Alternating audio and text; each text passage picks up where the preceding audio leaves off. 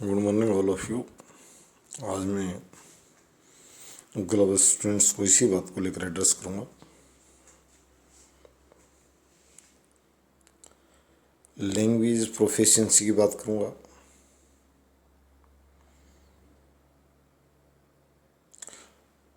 Which language we have to learn and how.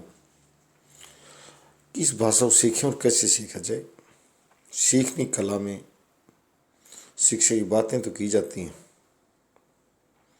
परंतु सच्चाई से दूर जाने का प्रयास किया जाता है। सीखने के लिए सबसे पहला तत्व है कि लगन का होना, जिज्ञासा का होना, जनरेट क्यूरियोसिटी। कैसे पैदा की जाए लगन।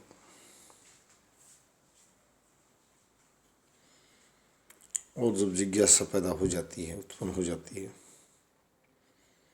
तो सीखने का मज़ा और सिखाने का मज़ा अलग हो जाता है। जब तक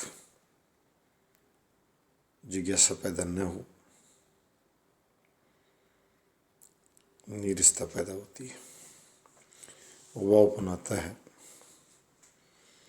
और रिजल्ट परिणाम शून्यता की तरफ बढ़ता है। मैं सभी से, जो भी एजुकेशन से जुड़े लोग हैं, मिनिस्टर साहिबान, विशेष रूप से मैं मिनिस्टर्स को एक बात कहूँगा।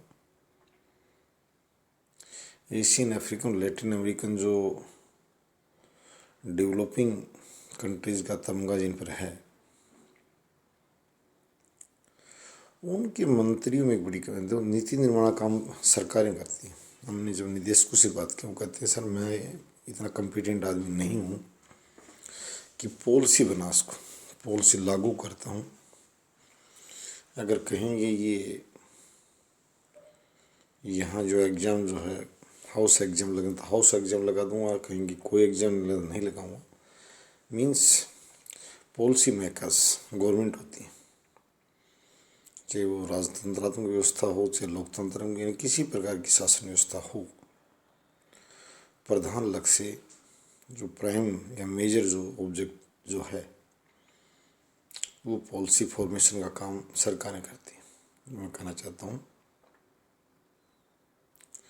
और इन देशों की सरकारें, इसमें कोई दो राय नहीं है,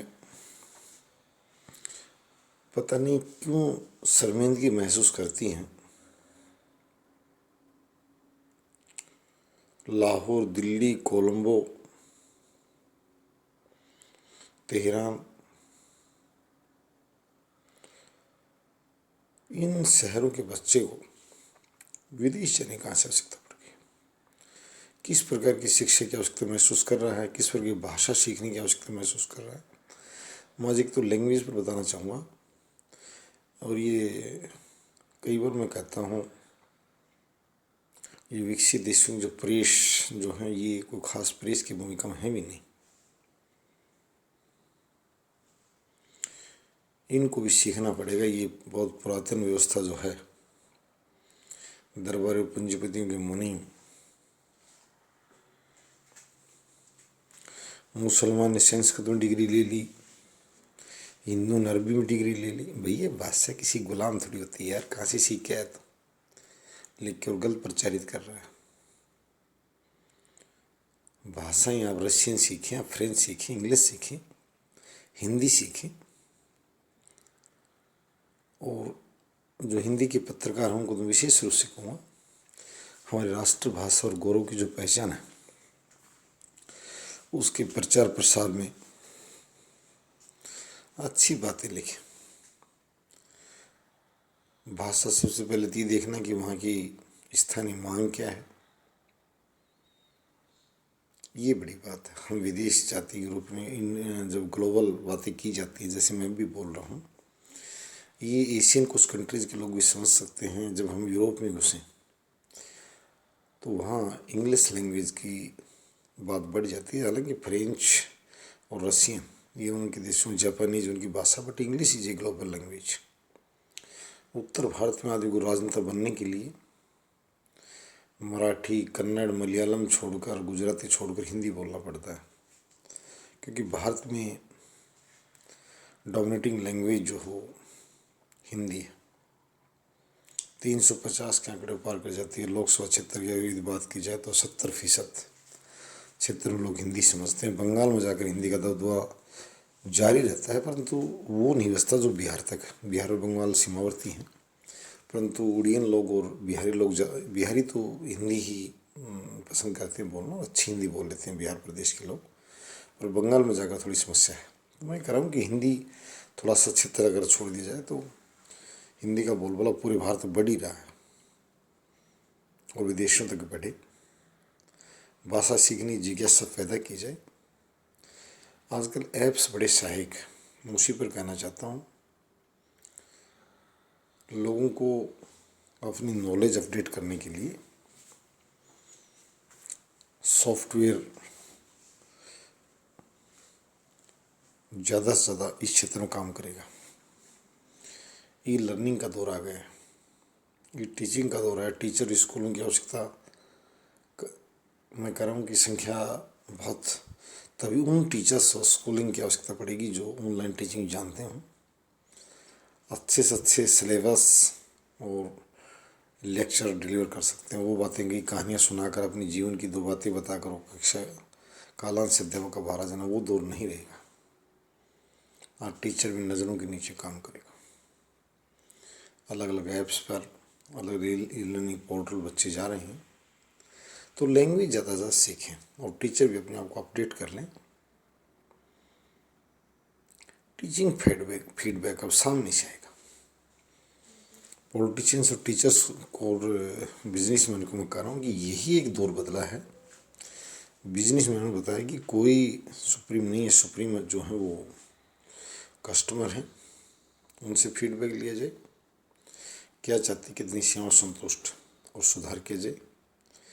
नेताजी भी जीतने बाद कुछ दिन उसमें रह सकते हैं। मैं कह रहा हूँ जैसे शिक्षा मंत्री से कहा जाए भैया मेरी बात सुनो, कैसे फॉर्म की जाए, तो एक मजाक या लहजे में जरूर कह सकते हैं, सुझाव दें, परंतु जमीनी तय पर काम करने की नीयत होती नहीं।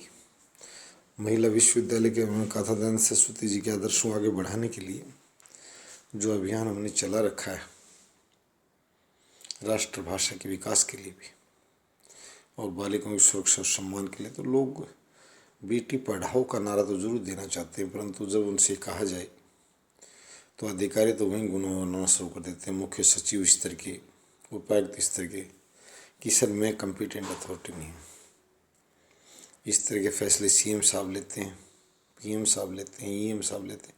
तो उन्हीं साहिबान से मैं कहता हूँ, पीएम साहिबान, ईएम साहिबान और सीएम साहिबान, कि आप इस तरह की बातों के लिए आगे आएँ, समय निकालें, मिलें लोगों से। हमारे राजनेताओं ने इस मामले में जनता ऐसा बड़ा धोखा किया है कि जीतने से पहले सभी सरल और सादगीपूर्ण लोग अच्छी बातें करते हैं, परंतु एक हताशा पैदा की जनता में कि जीतने के बाद वो लोग जनता से बड़ी दूरी रखना पसंद करते हैं।